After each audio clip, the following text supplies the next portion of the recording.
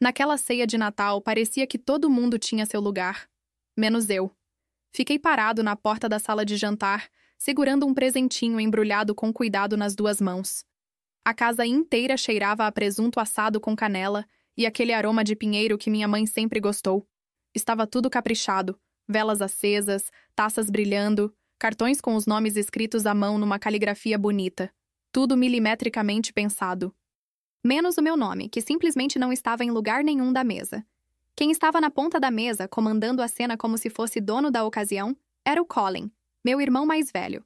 Mesmo com o tempo, ele continuava com aquele jeito convencido, ombros largos e o sorrisinho de canto de boca que parecia ter sido colado ali. Ele cortava o presunto como se estivesse servindo um banquete só dele. Ao lado dele estava a Lana, nossa prima, usando um lenço de seda verde claro que era da minha mãe, aquele que ela guardava só para a noite de Natal na igreja. Lana bebia o vinho como se fosse parte daquela família desde sempre, como se estivesse exatamente onde merecia estar. Dei mais uma olhada pela mesa, tentando me convencer de que talvez tivesse alguma cadeira escondida. Quem sabe tiraram para abrir espaço para os pratos de sobremesa. Mas não. A mesa estava completa. Sem mim. Virei para o lado onde estava minha mãe, a Joyce. Ela ajeitava batata doce com marshmallow numa travessa e evitava encontrar meus olhos. Quando tentei falar com ela, ela fingiu prestar atenção no peru como se ele estivesse falando alguma coisa. Falei baixinho. Acho que esqueceram de colocar meu lugar. E foi aí que veio a bomba. Sem nem parar de mastigar e sem nem olhar para mim, Colin solta. Tá lá fora com os cachorros. Assim mesmo. Frio. Como se fosse a coisa mais normal do mundo. Ninguém disse nada. A Lana soltou uma risadinha abafada. Um dos primos mais novos mexeu desconfortável na cadeira. O barulho de um garfo batendo no prato foi a única coisa que se ouviu. Fiquei ali, com o rosto queimando de vergonha. E o pior nem foi o que ele disse. Foi o silêncio. Foi todo mundo aceitar aquilo como se fosse verdade, como se fosse normal. Ninguém reagiu. Ninguém defendeu. Ninguém nem olhou para mim. Era como se eu fosse invisível. Poderia ter gritado, feito um escândalo. Mas não. Só andei até a mesa, coloquei o presentinho bem na frente do prato do Colin e me inclinei só o suficiente para ele escutar. Olha debaixo do seu prato. E saí, sem esperar reação, sem olhar para trás. Só abri a porta e deixei o frio de dezembro me lembrar que eu ainda estava ali, que eu ainda sentia. Quando eu era criança, o Natal era meu dia favorito no mundo. A árvore ficava na sala, perto da janela. Não era dessas de Pinterest, toda enfeitada e simétrica. Era meio torta, com enfeites diferentes, misturados, cheios de história. Eu e o Colin brigávamos todo ano para ver quem ia pendurar o veadinho de vidro, aquele com o chifre quebrado. O papai, o Russell, sempre acabava com a briga pegando ele e dizendo: "Esse aqui é o da paz, e paz não toma partido." Ele tinha cheiro de óleo de motor e madeira. A camisa dele nunca estava sem uma mancha de graxa, nem no Natal. Mas quando ele sorria, tudo parecia ficar em ordem. Ele me bagunçava o cabelo e dizia: "Você é dura na queda, garota. Vai durar mais que todos nós." Eu ria. Achava que era só piada. Hoje, penso que talvez ele enxergasse algo em mim que nem eu via. O Colin também já foi outro cara. A gente construiu juntos uma fortaleza de neve tão alta que não dava nem para enxergar do outro lado. Um dia, eu escorreguei no gelo, rachei o lábio e ele chorou mais que eu. Me levou correndo para dentro, gritando pela mãe, me enrolou num cobertor e falou: "Você não pode morrer nunca, tá?" Aquele Colin. O que me dava o último pedaço do doce, que me deixava ir no banco da frente quando a gente ia buscar lenha. Não sei onde ele se perdeu. Ou quando.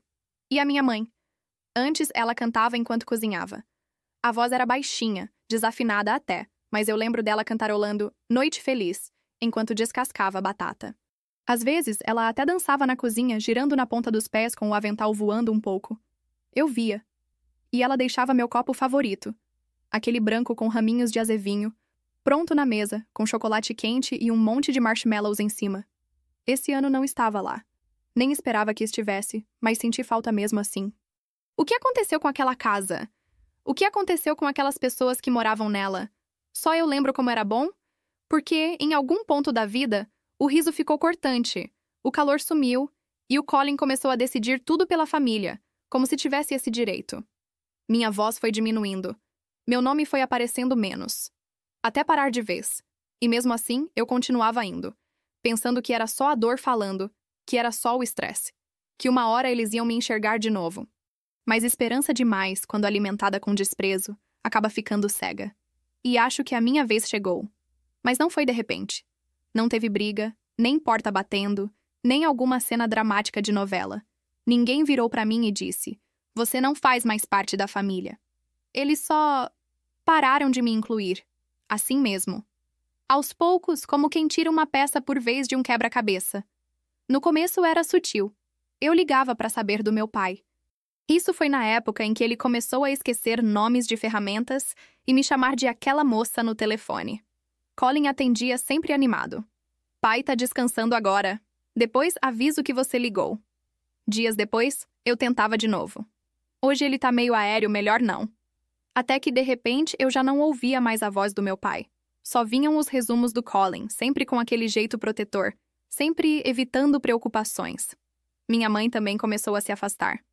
Quando eu perguntava como ela estava lidando com tudo, ela soltava umas frases como: "O Colin tem sido incrível, ele resolve tudo com tanta facilidade.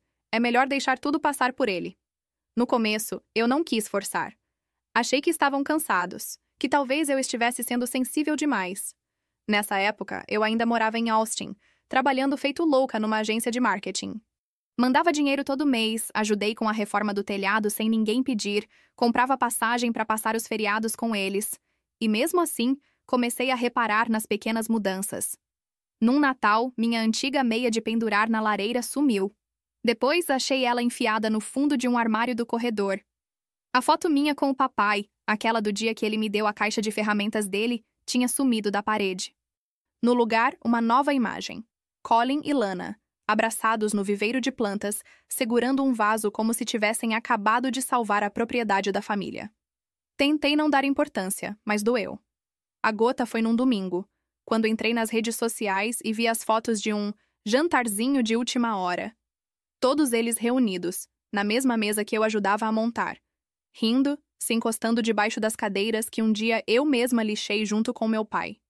Ninguém me ligou. Ninguém sequer pensou em me avisar. Quando confrontei minha mãe sobre isso, ela respondeu: "Foi de última hora, e como você mora longe, achamos que seria um estresse desnecessário." Ela não percebeu o peso daquelas palavras. Ou pior, percebeu e falou mesmo assim. Dali em diante ficou claro. As decisões sobre tudo, tratamento do meu pai, a casa, dinheiro, começaram a ser tomadas sem mim. O Colin vinha com aquele tom de "tô te poupando de trabalho", sempre explicando depois. Não quis te atrapalhar. Assim é mais prático. Prático pra quem? Não era raiva que eu sentia. Era mais uma confusão misturada com aquele sentimento de estar sendo empurrada pra fora, devagar, até não sobrar lugar pra mim. Era como se alguém estivesse girando o botão do volume da minha existência, e eu já não conseguia mais me ouvir. Nunca me mandaram embora. Só deixaram de me guardar um lugar. A primeira vez que percebi que a Lana estava morando lá foi quando ela atendeu o telefone. Da cozinha da minha mãe. Dava pra ouvir o barulho da colher batendo na caneca preferida da minha mãe, aquela dos passarinhos vermelhos. Ela riu de algo ao fundo, devia ser o Colin, e falou: "Espera aí, sua mãe tá com a mão na massa fazendo torta." Sua mãe. Aquilo ficou martelando na minha cabeça por dias. Depois de uma semana, perguntei pra minha mãe, tentando não soar acusatória: "A Lana tá aí com vocês? Tá só ajudando?" E ela respondeu: "Ela tem sido uma bênção. Você sabe como as coisas estão difíceis." Uma bênção.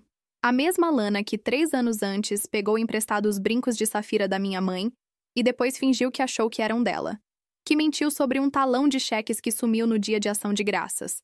Que chorou na varanda dizendo: "Não sei porque todo mundo acha que eu sou a vilã." E agora, lá estava ela. Montando a mesa que eu costumava arrumar. Usando os lenços que minha mãe colocava no pescoço nas manhãs frias. Deixando bilhetinhos escritos à mão na geladeira. Frango no forno. Levei a mamãe para fisioterapia. No começo eu me convenci de que era prático. Alguém precisava estar presente, e eu não estava fisicamente. Mas aos poucos, a Lana deixou de ser apenas uma ajudante e virou a pessoa que sabia onde tudo ficava. Passei a ligar e era ela quem atendia. Mandei flores pro aniversário da minha mãe e recebi uma mensagem de agradecimento, da Lana, com uma foto da minha mãe sorrindo, segurando o buquê, E Lana ali do lado, como se fosse parte daquela história desde sempre. Como se ela fosse filha. Como se eu fosse só uma conhecida distante. E sabe o que mais doeu? Não foi a Lana, nem o Colin, nem a ausência de lugar à mesa. Foi perceber que eu ainda esperava que alguém ali lembrasse que eu existia, que dissesse, a gente sentiu sua falta, mas não disseram. E talvez nunca digam. Na legenda da foto estava escrito, ela amou. Dia maravilhoso. Eu não aparecia na foto. Aliás, fazia tempo que não aparecia em nenhuma, como se eu tivesse sido apagada da história. Comecei a perguntar, cutucar, querer entender. Mas as respostas do Colin eram sempre vagas. Ela só tá ajudando com umas coisas aqui e ali. Não é como se ela tivesse tomando conta de tudo. Mas era. No memorial do meu pai, foi a Lana quem recebeu as pessoas na porta. Como se fosse anfitriã. Como se aquele lugar fosse dela agora. Ela estava usando um vestido preto simples, discreto, mas eu reconheci na hora. Era meu. Eu tinha usado aquele mesmo vestido no funeral do meu tio, anos atrás. Eu sabia exatamente onde ele caía no joelho, o jeito que o tecido marcava na cintura. Eu tinha deixado ele guardado no armário do quarto de cima. Não era dela. Mas ela usava como se fosse. Sem pudor nenhum. Enquanto isso, eu fiquei parada, com o casaco ainda nos braços, sentindo o frio da rua ainda grudado em mim. Vi ela servindo cidra na sala de estar, contando histórias sobre o papai como se tivesse convivido com ele a vida inteira. As pessoas riam, concordavam, balançavam a cabeça, acreditavam nela. E eu ali, olhando minha presença ir sumindo. Cada palavra, cada gesto, cada risada era como se eu estivesse sendo apagada de novo. Mais tarde, naquela mesma noite, tentei conversar com minha mãe. Não fui acusar ninguém. Eu só precisava entender. Saber onde é que eu ainda me encaixava nisso tudo. Ela me olhou como quem já tinha ensaiado a resposta. A Lana só quer ajudar, Marin. Você sempre foi sensível demais. E foi aí que caiu a ficha. O problema não era que tinham me esquecido. É que tinham encontrado alguém mais fácil de colocar no meu lugar. 2 meses antes do Natal, peguei o carro e dirigi até a casa. Não avisei ninguém. Nem sabia direito por que estava indo. Só queria olhar para a varanda antiga, ver o balanço onde eu sentava com o papai, lembrar de quem eu era quando aquele lugar ainda parecia meu. Achei que ia só ficar no carro, quieta, pensando. Mas quando cheguei, percebi algo estranho. A garagem estava vazia. O caminhão do Colin não estava lá. Nenhum sinal da Lana na janela da cozinha. Nem cheiro de comida. Nem barulho de panela. Um silêncio estranho. Desci do carro mesmo assim. Meu velho chaveiro ainda funcionava. A porta se abriu e a casa parecia diferente. Não era só o silêncio, era a sensação. Tudo estava mais limpo, mais arrumado, mais genérico, sem alma. Sem aquela confusão de som, de cheiros, de bagunça que fazia a casa ser lar. Só o barulho do aquecedor e um estalinho do piso de madeira. Mas tinha um lugar que parecia igual. O escritório do meu pai. Aquilo ninguém tinha tocado. Entrei ali como quem volta no tempo. A poltrona velha ainda estava lá, afundada no meio. A caixa de ferramentas enferrujada sob a estante. O relógio de ponteiros dourados na janela, ainda marcando atrasado como sempre. Tudo parado no tempo. E foi aí que vi o armário no canto. Madeira escura. Puxador de latão. Eu lembrava do meu pai abrindo ele 1000 vezes, mas nunca tinha prestado atenção no que guardava ali. Me ajoelhei. A porta estava emperrada, mas depois de um empurrão, cedeu. Lá dentro, um cofre pequeno de metal. Meu coração acelerou. Veio um flash. Anos atrás, talvez no ensino médio, meu pai me mostrou uma chave minúscula escondida dentro do livro preferido dele. Só por precaução, ele disse. Lembrei disso na hora. Procurei na estante. Viagens com Charlie, do Steinbeck. Capa rachada, couro desgastado. A chave ainda estava lá. Minhas mãos tremiam quando abri o cofre. Não sabia o que esperar. Talvez velhos papéis, talvez nada. Mas havia um envelope. Papel grosso, cor creme, e meu nome escrito à mão. Reconheci a letra na hora. Sentei no chão, abracei os joelhos e abri. Dentro, um testamento. Com firma reconhecida. Datado de 2 semanas antes do meu pai falecer. Nele, tudo o que ele tinha estava destinado a mim. A casa, as economias, o terreno em Monument Valley. Não tinha uma única menção ao Colin, nem a Lana. Só o meu nome. Atrás do testamento tinha um bilhete. Papel amarelado, já dobrado nas pontas. Era do meu pai. Começava assim: Marin, agora eu vejo. Antes, não via. Me perdoa. E eu comecei a chorar. Ele escreveu: Você nunca pediu nada. Você só ficou. Quando tudo ficou difícil, você permaneceu. Sem fazer alarde, sem buscar reconhecimento. Você sempre esteve lá. Naquele momento, tudo fez sentido. Não era sobre uma herança. Era sobre ter sido vista. Finalmente. Sobre alguém ter enxergado tudo que eu tentei oferecer em silêncio. Sobre saber que eu não estava errada em sentir o que sentia. E que, mesmo tarde, meu pai tinha percebido. Eu fiquei ali sentada por um tempo. No chão frio do escritório. Sozinha. Mas pela primeira vez em anos não me senti invisível. Nem esquecida. Me senti reconhecida.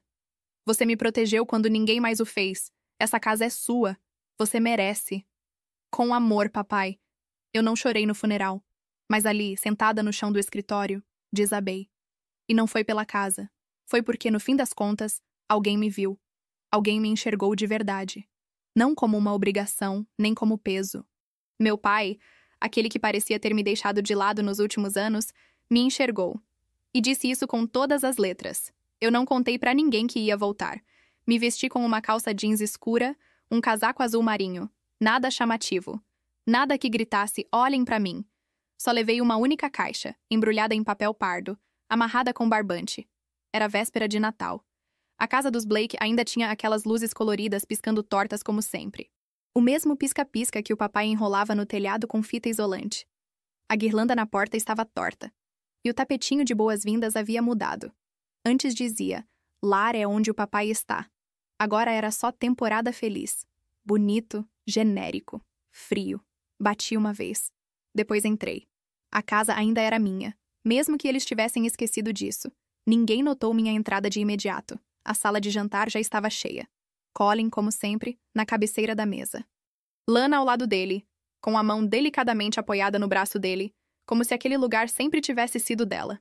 Minha mãe, do outro lado da mesa, sorrindo daquele jeito distante, o mesmo que ela costumava usar com visitas. Meu lugar? De novo, não existia. Nenhuma cadeira vazia. Nenhum espaço. Mas dessa vez, eu não senti o baque. Só caminhei até o centro da mesa, coloquei a caixa com cuidado e encarei o Colin. Ele piscou, confuso. Marin, o que você... Nem deixei ele terminar.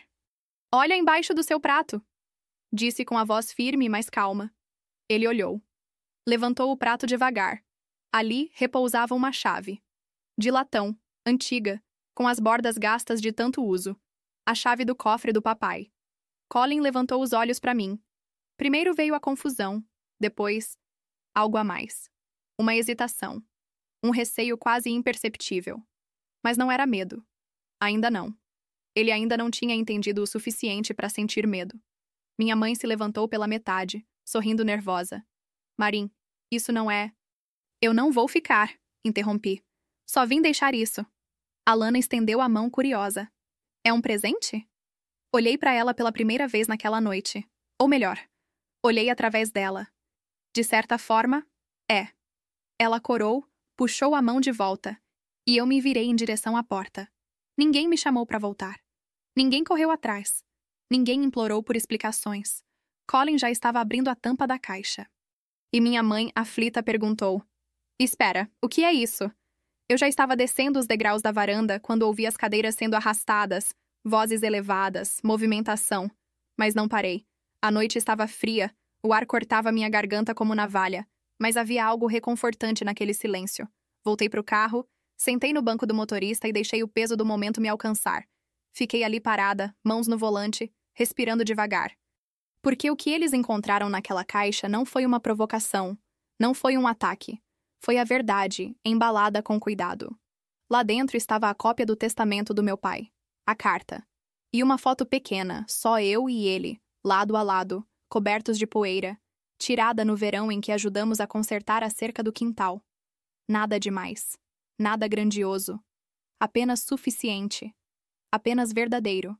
Deixei que eles lessem tudo com as próprias vozes, no tempo deles. Deixei que engolissem cada palavra. E que sentissem, talvez pela primeira vez, o peso do que perderam. Sentados naquela mesa cheia, com um lugar que, mesmo não declarado, agora gritava sua ausência. Um lugar que, por mais que tentassem, nunca mais conseguiriam ignorar.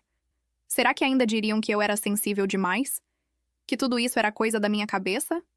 Se sim, quem é que deixou aquela chave? Na manhã seguinte, os telefonemas começaram.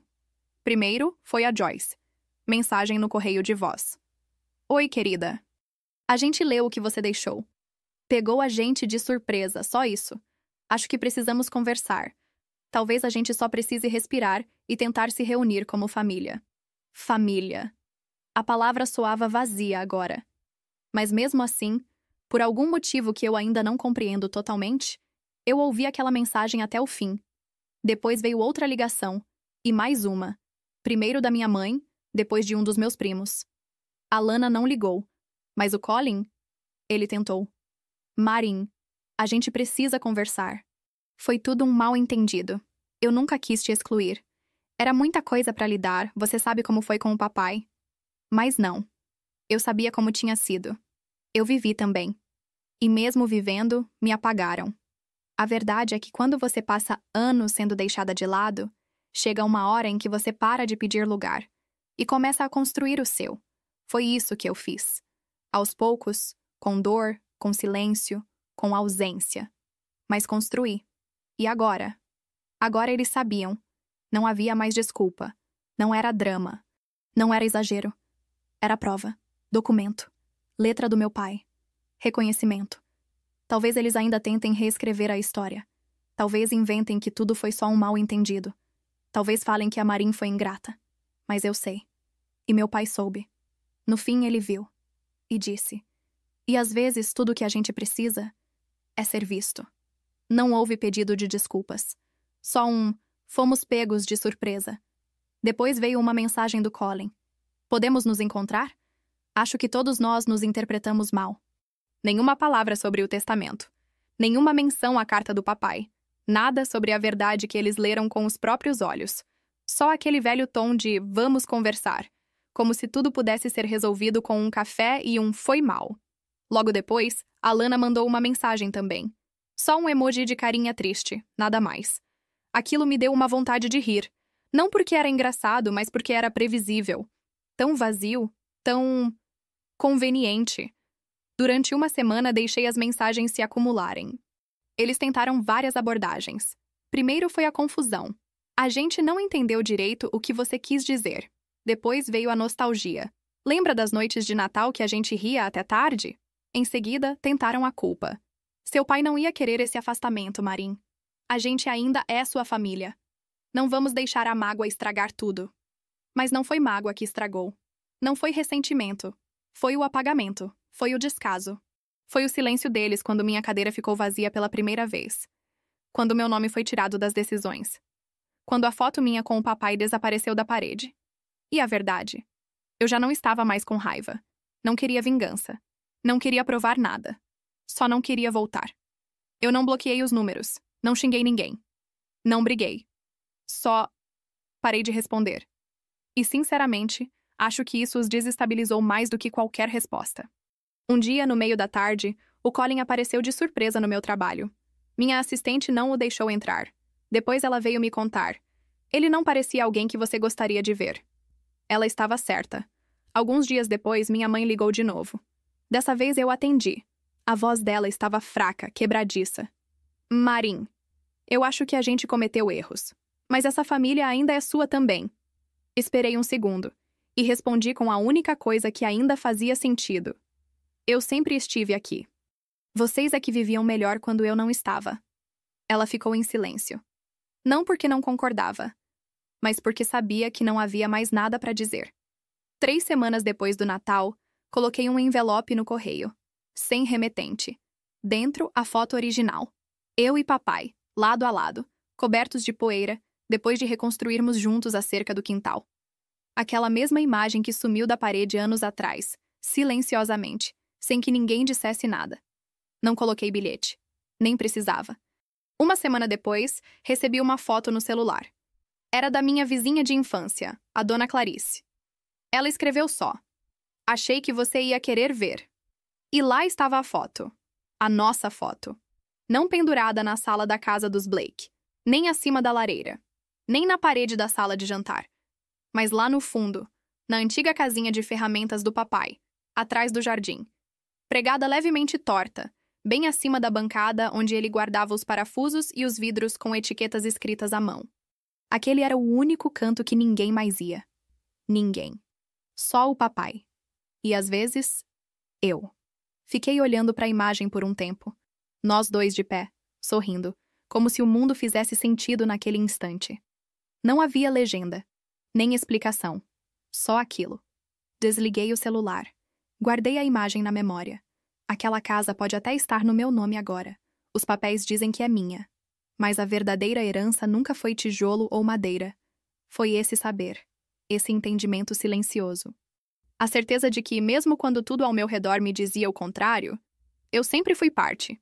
E o mais importante, eu nunca precisei que eles admitissem o que fizeram, porque a verdade já existia. E a verdade não desaparece só porque alguém escolhe ignorar. Hoje, ainda moro em Austin. Ainda bebo no mesmo caneco branco com folhas de azevinho, aquele que eu trouxe de volta para casa, discretamente, depois do memorial. Ele lasca mais um pouquinho a cada inverno. E eu deixo. Porque agora ele carrega história, memória, resistência. De vez em quando alguém me pergunta se eu já fiz as pazes com minha família, se voltamos a nos falar, se tudo se resolveu. Eu só digo, sempre fiz parte da história. Eles é que escreveram ao meu redor. E agora? Agora eles não têm mais o direito de me apagar. Não tem mais como fingir que eu nunca estive lá. Eu não pedi para ser o centro. Nunca pedi para ser vista como a melhor. Eu só queria existir, ser considerada. Ter um lugar na mesa, mesmo que fosse no canto. Mas eles me tiraram até isso. E ainda assim eu fiquei de pé. Se você já foi apagado. Se já tentaram te escrever como uma nota de rodapé. Mas você escolheu continuar sendo você. Sem gritar, sem implorar, só existindo com firmeza. Deixa um coração. Só um. Porque às vezes, um coração silencioso diz mais do que 1000 explicações.